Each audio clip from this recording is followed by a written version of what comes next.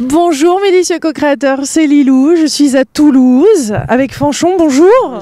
Bonjour Lilou. Quel beau prénom. Ah bon. Je trouve ça très unique. Hein. Mais effectivement, c'est pas commun, oui, Ouais. oui. Mm. Alors, on va parler de la France, la destinée de la France, c'est ça le titre de ton livre? Oui, mon livre s'appelle La destinée de la France. Ça peut paraître extrêmement ambitieux, ça l'est en partie, mais c'est en fait assez simple ce que j'ai fait pourtant. Ouais, alors on va parler, c'est d'un point de vue astrologique. Oui, voilà, tu vois, c'est d'un point de vue astrologique, c'est-à-dire que j'ai travaillé pour la France comme je travaille pour un individu, pour l'aider à se positionner, à comprendre sa destinée. Je travaille et je plonge dans son histoire pour essayer de comprendre et ensuite pour voir le fil de son évolution et vers où ça l'entraîne. Alors en général avec un individu on part d'une date de naissance. Bien sûr. Alors pour la France, c'est difficile parce que il y a plusieurs naissances successives de la France, il y a plusieurs étapes. Et donc je suis partie, j'ai travaillé avec beaucoup d'historiens, avec comme Braudel par exemple, qui lui supputait une cyclicité historique. Hein, et grâce à l'astrologie, j'ai trouvé et j'ai montré cette cyclicité historique. On peut voir à travers ces astres-là le climat politique, économique, tout ça, c'est... Alors bon, c'est pas mal de parler de climat parce que finalement l'astrologie c'est le climat de l'âme, hein, en fait d'une certaine manière. Tu vois, on parle la météorologie c'est le climat et l'astrologie c'est le climat de l'être, hein, de l'âme, hein, de chacun de nous. Et donc un pays comme la France, une nation comme la France a une destinée. Et c'est la destinée de l'ensemble des Français, d'une certaine manière. Et c'est eux qui y œuvrent génération après génération. Et donc j'ai travaillé dans cet état d'esprit très, très dynamique, très vivant, d'une histoire en mouvement, mais quand même avec un véritable travail historique où j'ai revisité toute l'histoire de France et j'ai essayé de trouver quel était le fil d'évolution. Pour voir le futur ? Alors, pour voir le futur, pour voir la direction. Hein, parce que voir le futur en matière d'événements, c'est difficile, c'est les êtres qui font les événements, c'est chacun de nous qui incarne les événements, génération après génération. Mais on peut voir une direction, oui, oui. Alors la France va bien, on en est où là? Mais qu'est-ce que tu en penses, hein? C'est un petit peu le chaos à certains niveaux. Mais c'est-à-dire, ça semble être le chaos un peu dans le monde entier parce qu'on sent qu'on est dans une période de grande transformation, de changement de valeur. Et effectivement, c'est ce que je montre grâce à l'astrologie. C'est-à-dire qu'on est en train de terminer l'ère des poissons, on commence l'ère du Verseau. Et donc le paradigme est extrêmement différent. Le paradigme du poisson, c'était d'amener chacun à avoir une conscience individuelle et donc à se démarquer des clans et des idées reçues des groupes d'appartenance, que chacun ait son individualité. Alors ça a un intérêt, c'est qu'on a des êtres finis, quoi, enfin, qui ont un mental bien clair, mais c'est des égaux. Ça a duré combien de temps cette ère? L'ère du poisson dure 2160 ans. Les ères, c'est des cycles, en fait, c'est des cycles astronomiques, c'est de l'horloge astronomique. Et donc l'astrologie travaille, je suis chercheuse en astrologie et je travaille à 3 dimensions. Pourquoi chercheuse en astrologie, oui? Je dis chercheuse parce que c'est toujours embêtant de se déclarer astrologue, parce que je trouve que jusqu'alors, le métier d'astrologue n'a pas toujours été tout à fait bien honoré. Enfin, où il y a de très très grands anciens et puis enfin, je dirais que dans l'époque actuelle, on ne sait pas ce que c'est que l'astrologie et peu de gens le savent vraiment et je travaille pour montrer et former aussi des gens à comprendre que l'astrologie vraiment c'est la science de la conscience. Tu vois ce que je veux dire C'est-à-dire qu'elle travaille à 3 niveaux. Au niveau donc astronomique des cycles, et là la cyclicité est tout à fait importante parce qu'il y a des grands cycles qui sont les grandes années, Platon en parlait déjà. Puis il y a les années qui sont les ères astrologiques, astronomiques. Et je viens de parler de l'ère des poissons. Et puis au milieu de tout ça, il y a d'autres cycles. Des cycles plus courts qui font justement les changements de civilisation. Et je montre qu'on est en train de vivre une époque analogique à la Renaissance.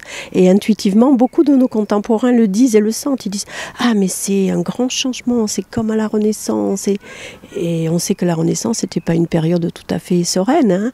Donc le Verseau, alors là on commence une nouvelle ère. Ce Verseau, ça correspond à ce changement Oui, on commence une nouvelle ère et c'est... Alors on ne sait pas... Quand est-ce que c'était le point zéro? C'est ça qui est difficile. Quand est-ce qu'était le point zéro du poisson? Normalement, c'est au début du christianisme. Donc voilà, est-ce que c'est un peu avant, un peu après la naissance de Jésus? On ne sait pas. Mais c'est autour de ça. Hein. Donc chaque fois qu'il y a un changement de paradigme, on sait qu'on change d'air. Autrefois, les civilisations, quand elles changeaient d'air, elles détruisaient leurs anciens symboles et elles reconstruisaient des nouveaux symboles.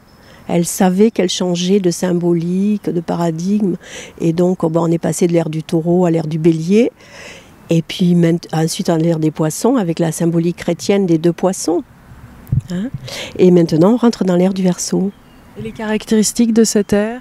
Alors, si dans le poisson, chacun est arrivé à trouver sa conscience individuelle, hein, sa personnalité construite, consciente, bien éclairée, et ayant travaillé à cela, il doit ensuite apprendre à rejoindre les autres et à ne pas être dans l'ego et à savoir être dans le don et le service et à penser à ses semblables et à penser que l'humanité est une. Et qu'on n'est pas des éléments séparés les uns des autres. Donc le paradigme du Verseau, c'est un monde fraternel dans lequel doivent régner un peu plus d'équité, hein, ou d'égalité, comme le disent les Français, et puis où il y a un peu plus de redistribution, quoi, beaucoup moins de...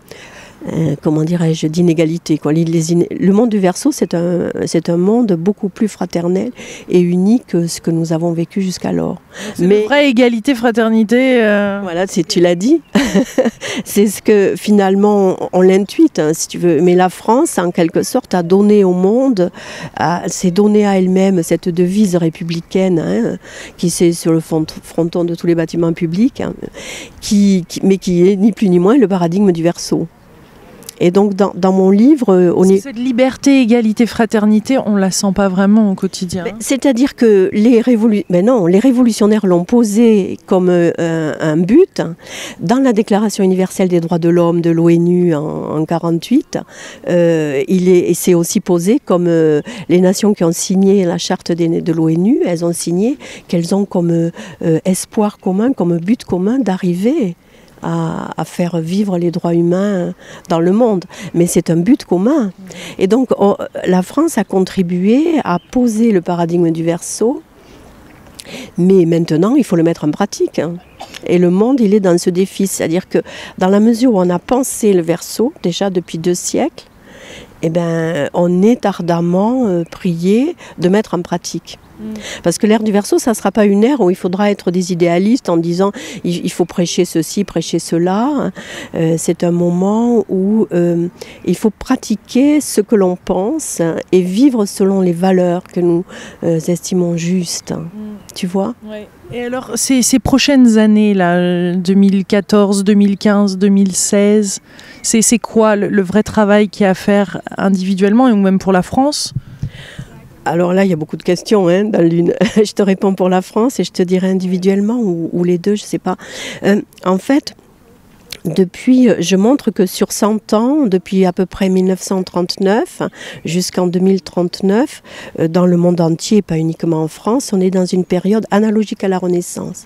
C'est-à-dire tout le paradigme se bouleverse. C'est-à-dire, à la Renaissance, on avait amené l'idée que le Soleil était au centre. Maintenant, on se rend compte que c'est même pas le Soleil qui est au centre, que il y a un centre de la galaxie. Au-delà de notre galaxie, il y a d'autres galaxies, etc.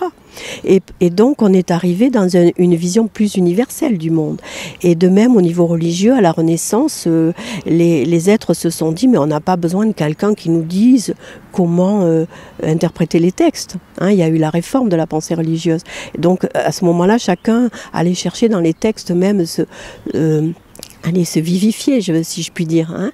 Et maintenant, ben, chacun, je crois que tu l'as très bien dit dans ton livre, enfin ton dernier livre, où je dirais vraiment, chacun le sent. Tu l'as dit, tu l'as exprimé parce que tu le sens en toi. C'est-à-dire, on se relie individuellement chacun et on n'a pas besoin de quelqu'un pour nous interpréter le ciel. On se connecte et en conscience, on avance.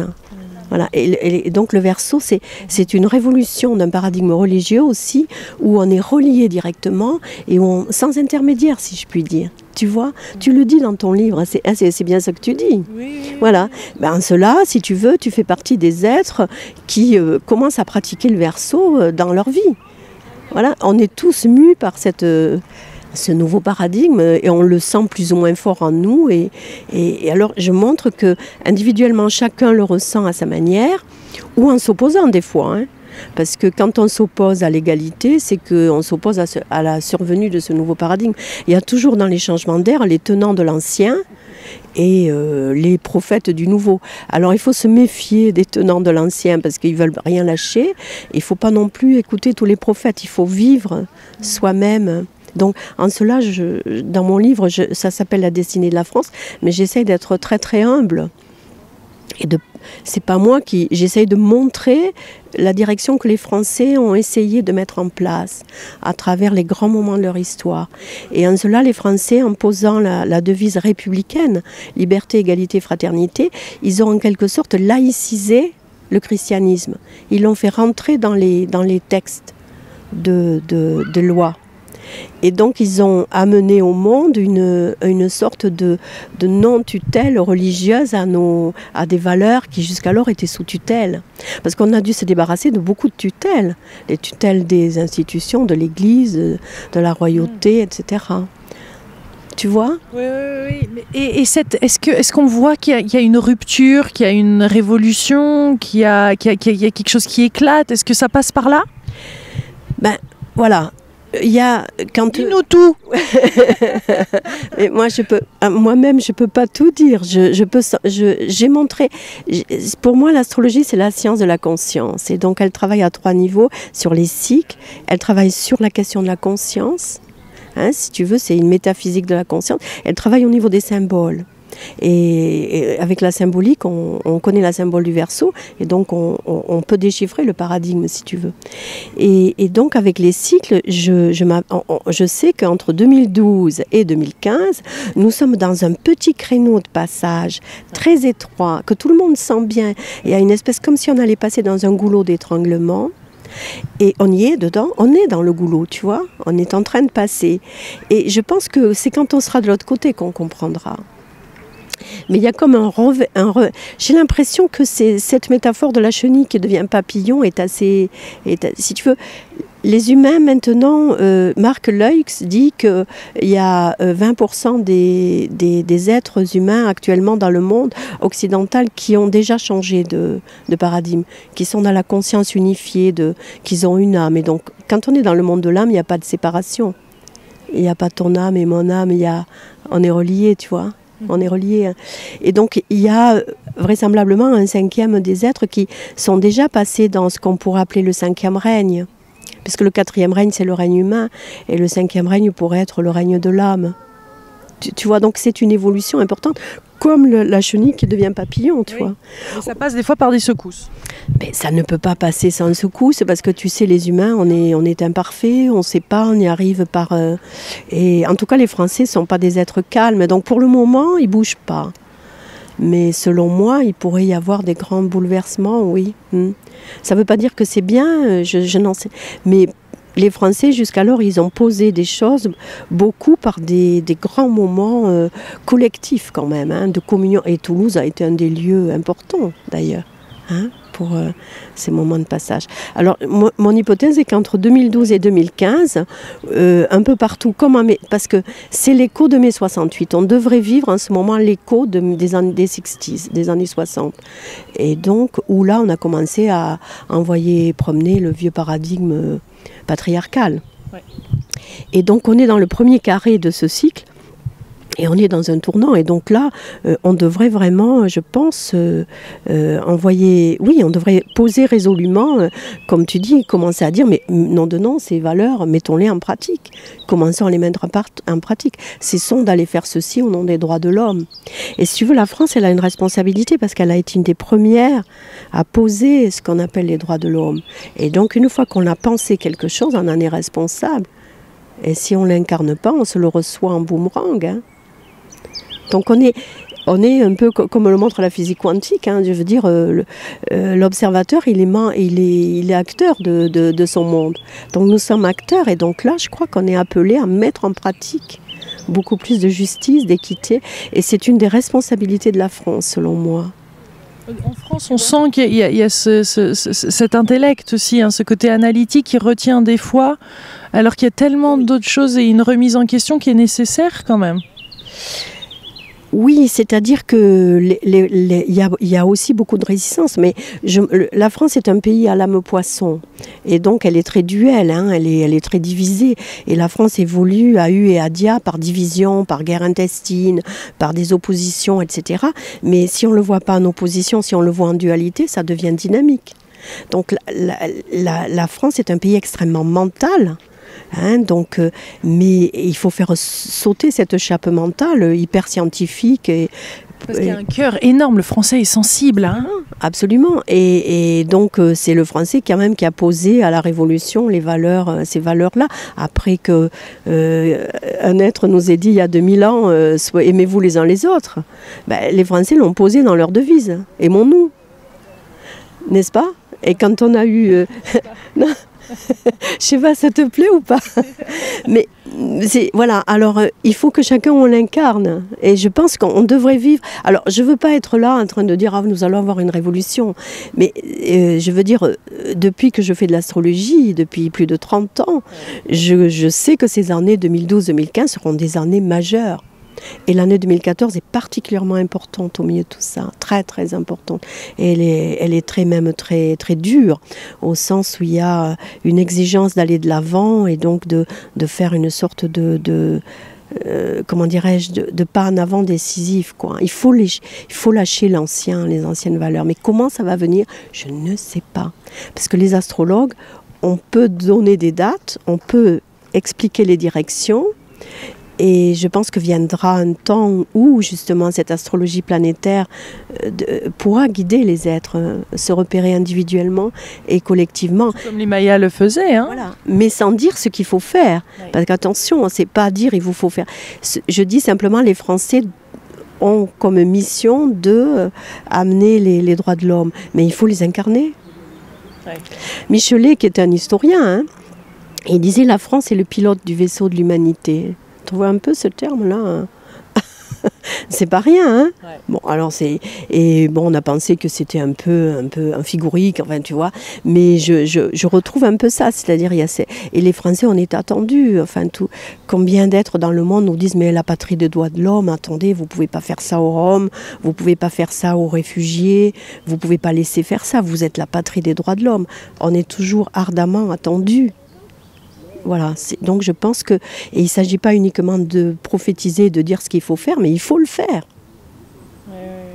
Donc les choses à se rappeler pour passer ces moments, cette étape, il y a des valeurs ou il y a des principes ou des choses à appliquer comme ça au quotidien pour faciliter ce passage. Moi, je pense qu'il faut que chacun on reste bien serein et à chaque jour, à chaque instant, à chaque moment, faire le mieux possible dans ce qu'on fait, dans ce qu'on est et être juste. Et chaque fois que la vie, parce qu'il n'y a jamais de hasard dans la vie, donc quand on vit un événement, c'est qu'il nous interpelle. C'est que donc on doit et donc savoir répondre aux événements de notre vie avec harmonie, avec justice. Avec amour. C'est difficile, hein. J'ai écrit aussi un livre sur l'amour, mais avant de travailler sur la destinée de la France. Ça s'appelle comment ce livre? Ça s'appelle L'amour ou le choix de la vie. Mais je pense que je vais un petit peu le reprendre parce que je mettais de l'astrologie dedans et je pense qu'il faudrait enlever l'astrologie pour ceux qui ne comprennent pas l'astrologie. Parce que l'astrologie fait barrage pour des gens qui ne la comprennent pas. Tu vois, c'est comme les mathématiques, l'astrologie. Il y a des gens qui disent « Ah, mais qu'est-ce que c'est que ça ?» Tu vois, c'est très difficile aussi. Il faut des années pour y rentrer. Voilà. Et donc, c'est passionnant. Mais tu vois, on est très responsables, les astrologues, et donc c'est très difficile parce que on dit des choses et donc on s'engage et il faut être juste et essayer de ne pas embarquer les êtres dans des... Voilà, au-delà de... Enfin, il faut... C'est une grande responsabilité de ce travail-là, j'en ai conscience. Et après 2015, qu'est-ce qui se passe après 2015, 2039 ? De toute façon, on est au niveau d'un grand cycle, on est au début de l'ère du Verseau, et ce que je te dis sur un monde plus juste, plus équitable, plus fraternel, on y sera à la fin de l'ère du Verseau, dans 2000 ans.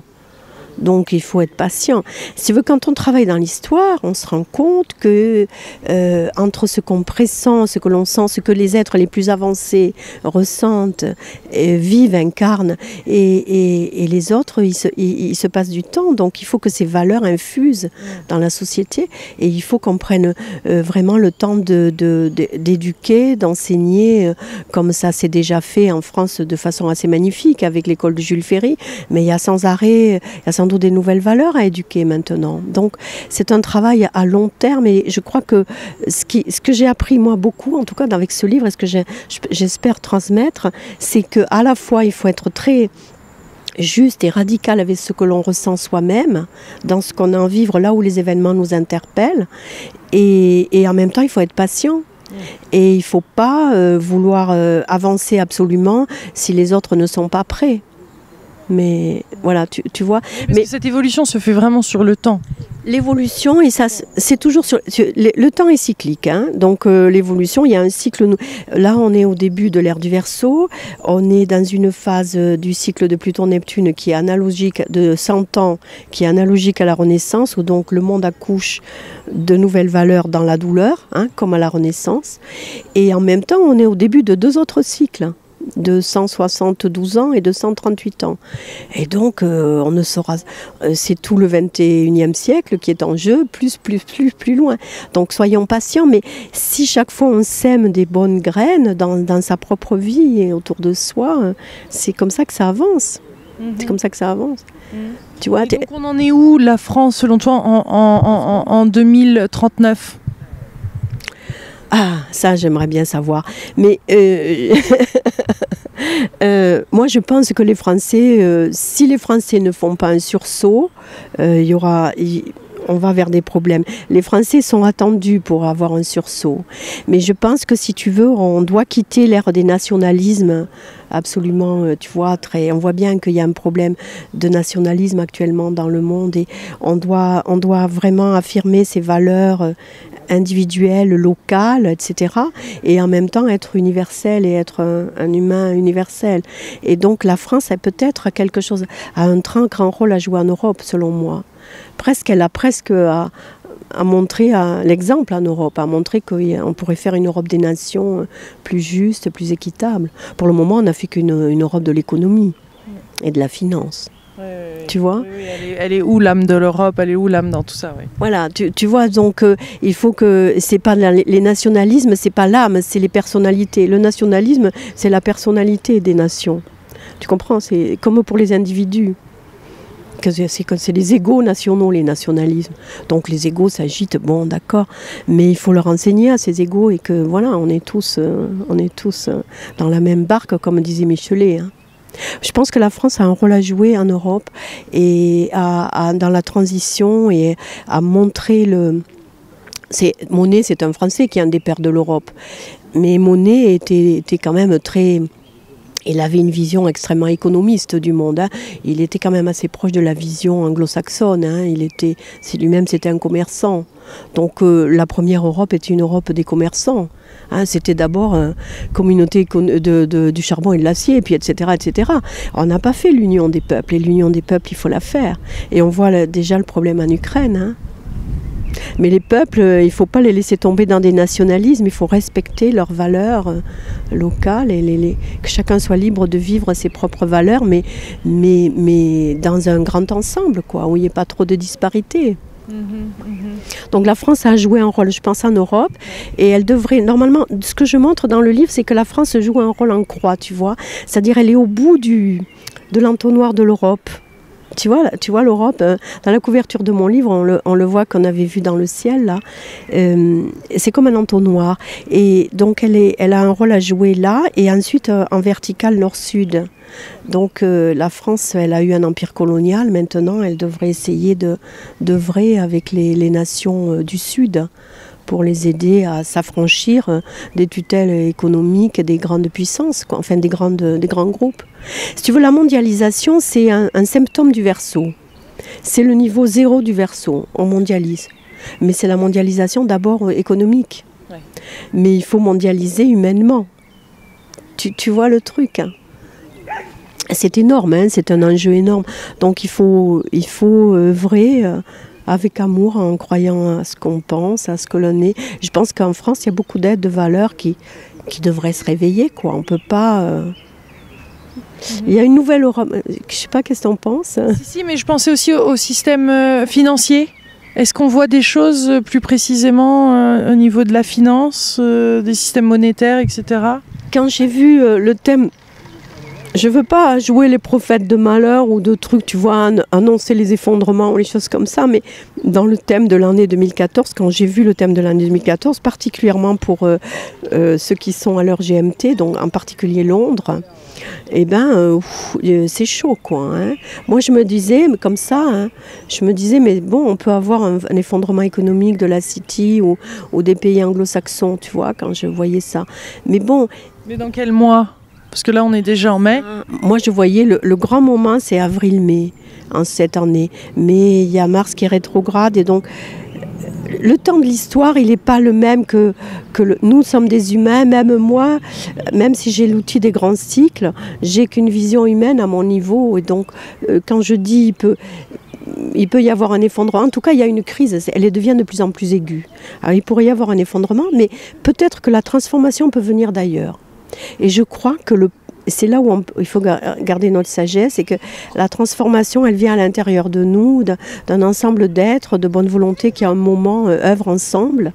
Et il faut faire confiance et quelque chose viendra, quoi. Mais on ne se bouge jamais s'il n'y a pas de grande crise. Donc, voilà. Déjà, il semble que beaucoup de personnes ont envie de cette crise. C'est-à-dire qu'elle est tellement... Ça éclate. Elle est tellement on a envie que vraiment le vieux monde s'effondre pour voir le nouveau monde qui est derrière. On a l'impression que l'ancien monde nous cache le nouveau. C'est l'idée de l'arbre qui tombe, et le fracas de l'arbre qui tombe, qui n'empêche pas les pousses de pousser. Mais les pousses sont jeunes encore, hein.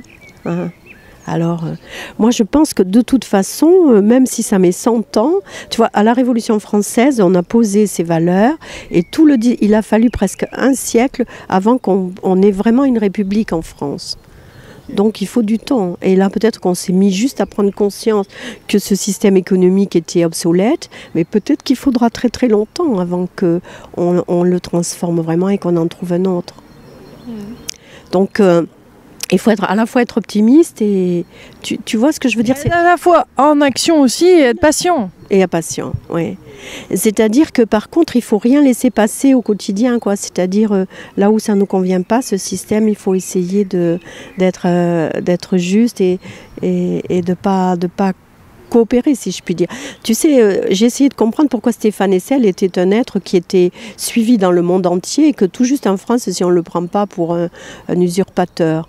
Mais en fait, Stéphane Hessel, il avait senti les valeurs de la France et l'âme de la France. Et il les a rappelées et ça a été pris par les indignés en Espagne, par les Occupy Wall Street aux États-Unis. Hein. Et si tu veux, lui, voilà, là, tu as ce que joue la France, tu vois.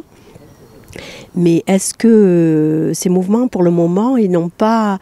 C'est quelque chose de nouveau qui se crée. C'est des mouvements sociaux nouveaux d'un autre ordre, qui ne sont pas dans le dualisme, mais qui sont dans le constructif. Et donc, ça met du temps à construire du nouveau. Les indignés, ils mettent du temps. Mais ils font des choses. Seulement, on n'en parle pas sur le... voilà, ça met du temps, ça met du temps. Mais écoute, merci Fanchon, merci pour cette conversation. Je suis ravie de pouvoir diffuser ça. Un petit mot de la fin? Je trouve que c'est intéressant que nous soyons à Toulouse pour parler de cela. Hein. D'abord, c'est en France. C'est dans le sud de la France et c'est un peu chez moi. C'est ma région d'une certaine manière. Et puis, c'est un endroit qui a toujours été très résistant ici, qui a su résister à beaucoup de choses et qui a su toujours garder la lumière de la conscience. C'est une ville de conscience, Toulouse. J'aime bien. Ouais. Alors, gros bisous à vous tous, quel que soit votre... Parce que c'est vrai que grâce à Internet, ça peut être n'importe où dans le monde, que cette vidéo est visionnée, c'est merveilleux. Peut-être que des Québécois regardent cette vidéo en ce moment et découvrent cette magnifique histoire de la France et son futur. On est tous acteurs, on a tous notre rôle à jouer et c'est vraiment... je pense qu'au-delà de la France et de son histoire, c'est chacun. On a ça en nous, on le porte et puis c'est le monde entier. Tu vois, en ce moment, c'est le monde entier qui est interpellé. Ouais. Alors, chacun de nous individuellement, on a quelque chose à faire. Mais la France a quelque chose à faire. Mais la France, c'est tous les Français. Puis c'est aussi peut-être tous les francophones, tu vois, parce qu'il y a des valeurs communes dans la francophonie. Oui. Voilà. Merci, gros bisous à vous tous. On vous embrasse de Toulouse. Il fait magnifiquement beau. On est bien là. Oui, on va rester un petit peu. Il y a des belles fleurs. On est entouré de fleurs. Au revoir.